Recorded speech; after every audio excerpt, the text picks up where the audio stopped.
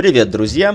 Вы снова на канале Смотри рецепты. Сейчас будем готовить, а точнее припускать в сливках рыбу-треску. Если используется замороженная тушка, то сначала ее размораживаем, отрезаем плавники, моем, чистим, разрезаем и удаляем кости. То есть готовим филе на коже. Также нам понадобятся сливки 10%, 100-150 мл, половинка лимона, соль и специи, а также масло для жарки.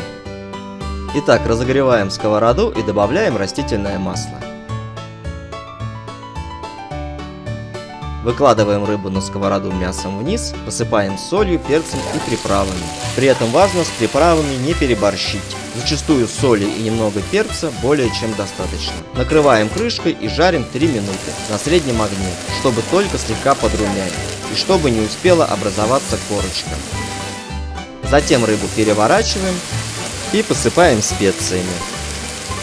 Уже в этот момент рыбу можно полить отжатым лимонным соком, либо сделать это позже, когда будем заливать рыбу сливками. А как поступить лучше, напишите об этом в комментариях. Итак, накрываем крышкой и обжариваем рыбу в течение 3 минут. После чего заливаем рыбу на 1/3 сливками и доводим на умеренном огне до слабого кипения. Затем огонь уменьшаем до малого и тушим, а точнее припускаем 10-15 минут. Итак, треска скоро будет готова.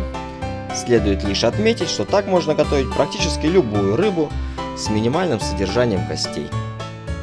Подаем рыбу горячей, в соусе, в котором она приспускалась, и добавляем зелень укропа.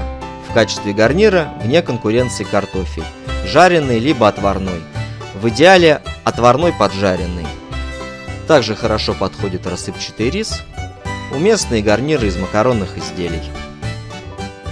Готовьте и кушайте рыбу. Благодарю вас за просмотр. Ставьте лайк, подписывайтесь на канал. Жду ваши замечания и комментарии. Всем успехов, всем добра, всем пока.